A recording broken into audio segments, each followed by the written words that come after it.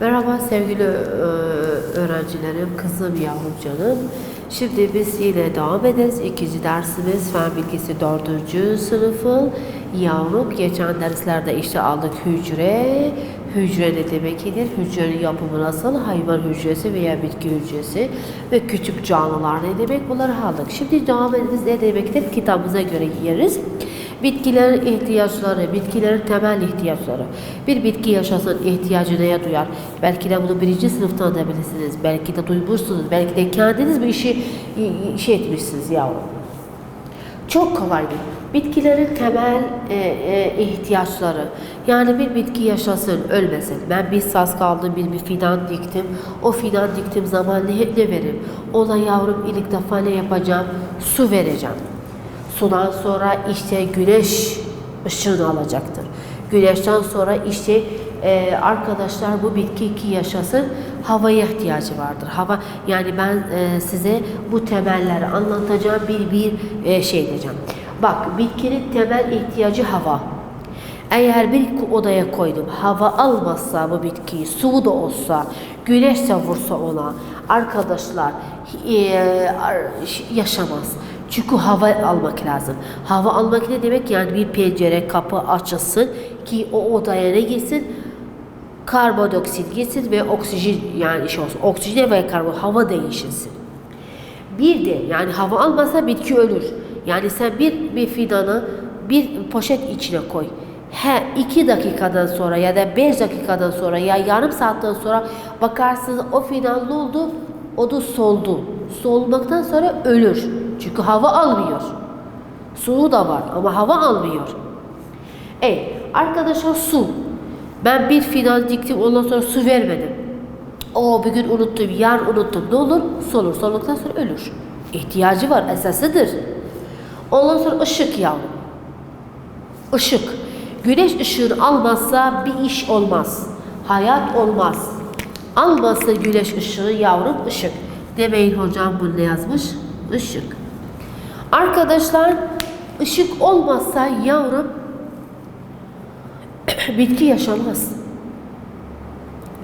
Amanın bazıları ne yapacaklar belki de bazı öğrenciler hocam bizim evde fidanlarımız vardır. Süsleme bazı bitki fidanlarımız içeride ama güneş ona vurmuyor. Ama ona ışık vuruyor. Nerede ne ışık? Pardon. Ya yapay ışıklarımız var, doğal ışıklarımız var.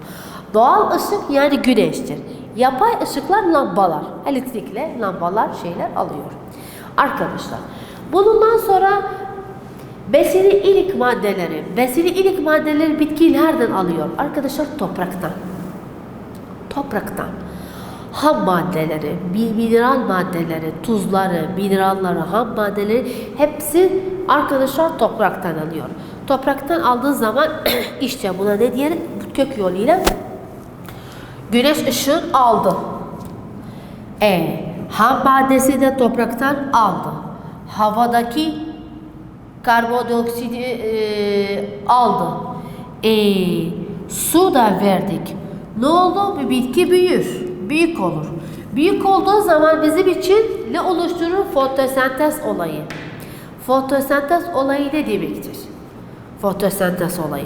Fotosentez bir bitkilerin besinil fotosentez işlemiyle üretilir. Bu işlemde bitki yaprakların meydanında geliyor. Yani nerede olur bir iş? Yaprakta. Şu su ulaşır, ham maddelerde oluşur, kökten gövdeye yani sapa sonradan ulaşır buraya. Burası ulaştı. Kendisine ne vardır? Koful var. Koful yeşil renk. Yeşil renk veren bitkiye kofuldur. Yine bunu tekrarlıyorum. Koful ne demektir? Yapraklara yeşil renk üreten maddedir. Yeşil maddesi var. Su da ulaştı. Güneş de oldu. O zaman bizim için besin üretir. Besin üretir. Bu besin üretmesi bir yemeğe ne deriz? Fotosentez deriz. Fotosentez dediği zaman bize ne verir? Oksijen, ne alıyor? Karbondioksit gaz alıyor. Şimdi bakın, bir örnek veririm size yavrum. Ben evde yemek yapıyorum. Pilav yapıyorum. En önemlisi, herkes biliyor, herkes de görmüş, herkes de yemiş canım. Pilav yaparken bende ocak var. Ocak örnek olarak yani güneş. Ocak var bende. Su da var. Pilavı yakadım. Pilavı yakadığım zaman arkadaşlar yakadım. Mesela getirdim. Pilavda bir şey eksik olduğu zaman mesela tuz unuttum. Ham madde tuz onun yerine. Tuzu unuttum. O ne olur? Pilav güzel bir şey olmaz. Eksik var. Temel değil. Hepsi tamam değil. Ben nasıl yapayım? Yani bende pilav vardır. Arkadaşlar su da var. Ama bende ocak yoktur. Güneş yoktur. Acaba bir iş olur, bir yemek olur canım? Olmaz. Bu da böyle. Bitki de aynı bizim gibi. Madem bende eksik vardı, yemek olmuyor, bunda da yemek olmaz. Yani bir bitkinin olur gerek neyse olsun, havası olsun veya suyu olsun, ham maddesi olsun, ışığı olsun, Allah ne yapacaktır? Fotosentez yapacaktır. Kendisinde de yeşil madde vardır, klorofil vardır. İşte bu olaylarla bir şeylerde arkadaşlar işte bitkiler besin üretirler. Önceden ihtiyaçları aldı, sonradan besin yaptı, kendisi için yaptı, bize de oksijen verdi. Umarım bunu herkes bunu anladı. Resme de dikkat edersiniz, her şeyi güzel bir şekilde alarsınız. Arkadaşlar bizde var farklı çevrelerde uyumak. Farklı çevrelere bitkiler uymak. Uyarlar evet. Her bitki yeri vardır, her bitki uyar. Nasıl sen kendi evinize başka evde inebilmezsen uymak ya da başka eve gidebilmezsen doğru misafirle belki de diyorsun hocam doğru misafir yerine başka yerlere gidersin amcacıyla, büyük anneyle, baba işte büyük başka amcasıyla, teyzeyle veya halayla işte bu olur. Ama orada tamamen kalmak veya uyumak o yere o şey edebilmezsen. Onlar başka. Belki de sen bunu istersen seviyorsun değer onu istemiyorlar. Sen bu yemek seviyorsun o yemek şeyler. Belki de sen en basit en önemlisi yani basit televizyon remote kontrolda ses sen çok fazla atıyorsun yüksek. Onlar yok. Yaşlılar dedeler ve büyük anneler arkadaşlar söyle oğlum sesini indir. İşte bu af saçı uymuyorsun. Dede ben istiyorum buna seyredim. İşte büyük anne ben istiyorum buna seyrediyorum bir şeye. İşte burada uymuyorsun. Yani her insan kendi evi vardır. Kendi yuvası vardır. Kendi yeri vardır. Bitkiler de aynı yavrum. Ben sahrada yaşayan bitkini ben başka yere getirebilmem. Ormanda yaşayan bitkini başka yere dikebilmem. Her bitkinin yeri var. Her bitkinin uyumu vardır. Mesela kitapta bize vermiş arkadaşlar zambak bitkisi. Zambak bitkisi arkadaşlar bataklıklarda yaşar. Yani kökü topraktadır. Kökü topraktadır. Sapı yani gövdesi sudadır. Yaprağı suyun üstündedir. Neden yaprağı? Ne yapacak? Bu gövde ham maddeli alacaktır. Ham maddeli alıyor. Ne yapar? Sapa veriyor. Sap uzanıyor.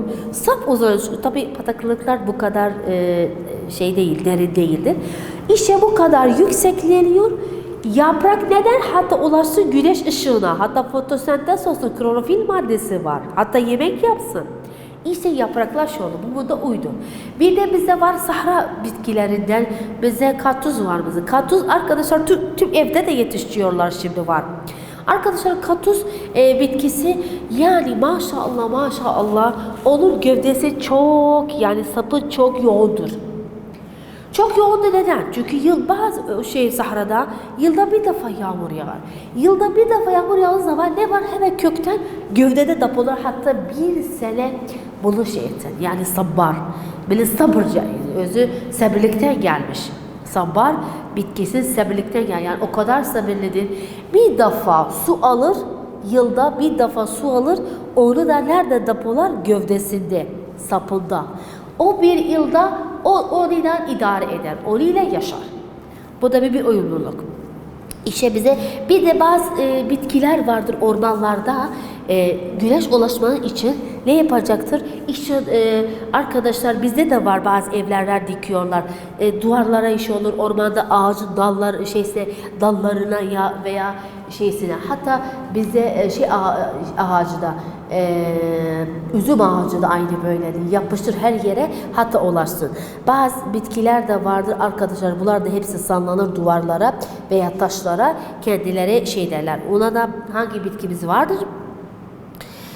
Sarmaşık. Sarmaşık bitkilerimiz vardı. Sarılıyor. Sarmaktan gelmiş, her yer olur. Arkadaşlar işte bu da size verdim. Size en çok güzel 3 örnek ki bitki uyumlu oluyor o yere. Bir zambak bitkisini ki bataklıkta yaşıyor. Kökü toprakta, sapı suda, yaprağı su üzerindedir. Bir de katus verdim, örneği verdim size. Bir de sarmaşık pardon, sarmaşık, affedersiniz, özür dilerim. Sarmaşık bu da bir bitki çeşitlerde ki güneşin ışığına ulaşsın, ne yapacaktır? Dolanır, sarılır. Onun için ulaşır. Bu tabi bitkiler üzerindedir. Arkadaşlar bizde tekrarlamada sayfa 29'da anlatıyor. Çok önemli bir soruda. Zaten cevabı da yazmışım burada. Bitkinin yaşamı için ihtiyacı duyduğu 4 şey nedir? İhtiyacı duyduğu 4 şey nedir yavrum? Havadır, sudur, ışıktır, besin ilik maddeler, yani ham maddeler. Topraktan aldığı maddelerdir. Arkadaşlar fotosentez işlemi için gerekli enerji kaynağı kimdir? Bu fotosentez işi olsun, bir iş yapılsın, enerjisi kimdir? Tabi güneş. Güneş. Affedersin, güneşi, bende sarı kalem yok mudur? Mavi yetmişim. Yani öğrenciler bunu dişe ettiler. Arkadaşlar havada karbondioksit olmadığı için halde ne olacaktır? Yani fotosentez olayı olmaz. Tüm canlılar da ölür. Çünkü oksijen kalmaz. Karbondioksit gazı olmazsa yani fotosentez olayı da olmaz ve tüm canlılar da ölecektir. Çünkü oksijen bizde de yoktur. Çünkü biz veriyoruz karbondioksit olarak. Arkadaşlar burada bir soru var. Aşağıdaki hangisi bitkilerin çoğu ilik besin maddesi veriyor? İlk besin maddesi kimden alıyorum? Hani kaç defa söyledim. Resimde yapmışım tahtada. Zakalı öğrenci hemen cevap verebilir. O da yavrum hava mı, su mu, toprak mı, güneş ışığı mı? Tabii cevap toprak. De özüdür. Bunu da bildik. Başka bir konuya gideriz. O da mantar özellikleri. Mantar. Belki de mantar yani kuarık kürcesi. Belki de mantar kelimesi çok arkadaşlar çok duymuşsunuz veya çok insanlar veya öğrenciler ya çocuklar sevecekler yavrum. Özellikle de pizzada mantarlı pizza vardır. Pizza de vardır. Bir de arkadaşlar hayatımızda çok mantar kullanıyoruz. Bizde zehirli mantar da var, faydalı yani zehirli olmayan mantarlar da var. Buna dikkatinizi çeksin. Yani yok sen gölde bir yerde mantar gördün. Ha hocam anne bunu mantar buldum. Hemen bak bunu tabii yakamaktan sonra yersen. Yok dikkat et. Çünkü bazıları zehirlidir. Bize çok çeşitli mantarlarımız var. Karga yuvası mantarımız vardır. Maya mantarımız vardır. Küflü mantarımız var. Küflü mantar işte o tehlikelidir. Küflü mantar insanı öldürecektir. Zehirlendirir, sonra da öldürecektir arkadaşlar. Allah korusun. Şimdi öncesi yavrum herkes bunu bildi. Bitkilerin ilk temel ihtiyaçlarını sorularda cevap verdik. Fotosentezle bildik. Klorofille bildik. Şimdi konumuz mantarlar. Mantarlar arkadaşlar sadece mantarlar üzerine birkaç özellikler vereceğim. Basit bir şeyler. Arkadaşlar burada bir köşede alsak canım yavrum yazarız. Siz de bir not defterinize yazır. Mantarlar. Mantarlar önceden ne demektir? Tarifi anlamak ne demektir? Tek veya daha çok hücrelerden oluşur. Kendi besinleri üretemezler. Ya tek bir hücreden oluşur ya birçok hücreden oluşur. Ama besin üretmez kendisi. Başkasını alıyor. Anlaşıldı mı? Mantarlar tek veya birçok hücreli canlılarlar kendi besinleri üretebilmezler. Arkadaşlar biz nasıl çoğalırlar? Mantarlar nasıl çoğalır? En önemlisi. Biz bildik. Yine tekrarlıyorum. Mantar dedim kuarik yani Kürtçesi. Arkadaşlar mantarlar yani tek hücreliler ya da çok hücreden canlılardandır. Ama kendi besinleri üretmezler. Nasıl çoğalırlar bunlar? Siperlikle çoğalırlar. Mantarların çeşit var? Evet var. Bizde faydalısı da var, faydası olmayanlar da var. Arkadaşlar, mantarlar arkadaşlar bizde var. Karga yuvası, küflü mantar. Bizde arkadaşlar işte mesela onlardan örnek yer alması arkadaşlar mantarlardan biridir. Bir de maya. Maya en önemli mantardır bizim için. Maya mı sizdedir? Maya kabartma tozu. Maya yani kabartma tozu. Hiçbir pasta dünyada olmaz mayasız. Kabartma tozu. Kabartma tozu yani hamira. Hamira. Arapçasında ve diğerler Kürtçe'de aynı söylerler hamira sanırım. Arkadaşlar kabartma tozu yani maya. Maya ne demektir? En faydalıdır bu mantar bizim için. Arkadaşlar bu olmazsa yemekler, pastalar olmaz. Onlar da canlılar. Şimdi evdeki anneniz pasta yaparken ya da bir hamurlu her neyse pizza yaparken arkadaşlar maya koyacaktır. Maya canlı bir şeydir. Dikkat edin. Bakın sıva koyarsan şeyler çıkarlar, kabartma çıkarlar. O zaman bu canlıdır, nefes alıyor. İşte arkadaşlar size anlatacağım yavrum bu şeyleri umarım bu da güzel bir şekilde anlarsınız. Biz bitkileri aldık. Şimdi ondan sonra mantarlar aldık. Mantar ne demektir?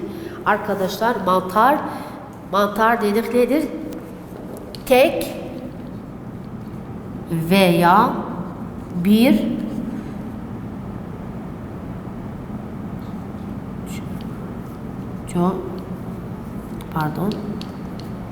çok hücrelerden oluşur. Kendi besini üretmezler. Kendi besini üretmezler. Çok hücrelerden oluşur.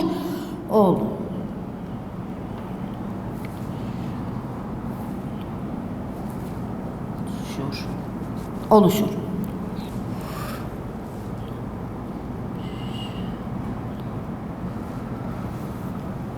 Arkadaşlar burada şey ettik. Yavrum dikkat edin. Birçok hücrelerden oluşur. Kendi besini üretmez. Acaba mantarlar nasıl çoğalırlar? Siperlikle çoğalır. Nasıl çoğalır yavrum? Siperlikle çoğalır.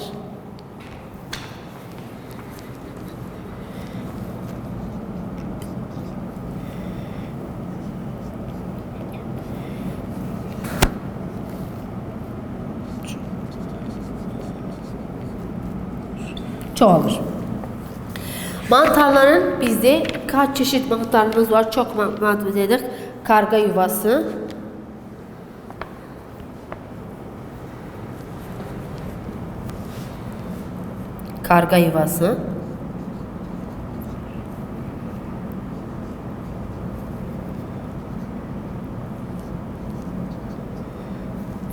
Bizde var küf. Bizde var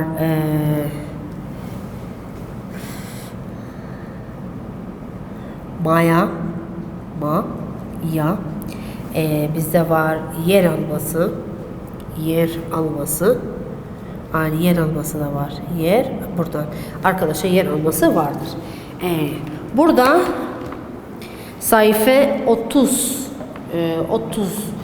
35'te yavrum 35'te bize kaç soru soruyor tekrarlamada. Mantarın siperliğiyle demektir. Mantarın siperlik yoluyla çoğalıyorlar da. Dedi karga yuvasıyla mantar arasındaki ne demektir? Arkadaşlar en önemlisi burada bir soru sormuş. Çok önemli. Aşağıdaki hangisi mantar değil? Bunlardan mantar değiller. Ekmek küfü, kapartma tozu, bas kapartma yazmış burada. C. Karga yuvası. D. Algalar. Algalar ne demek? Ne yosunlar. O zaman hangisi bunlardan mantar değildir? Tabi mantar olmayanlar algalardır. Algalar yani arkadaşlar yosunlardır. Umarım herkes konunu anladı canım. Gelecek derslerde inşallah insan vücudun sistemlerini alacaksın. Beraber açıklarız. Hadi görüşmek üzere. Güle güle yavrum.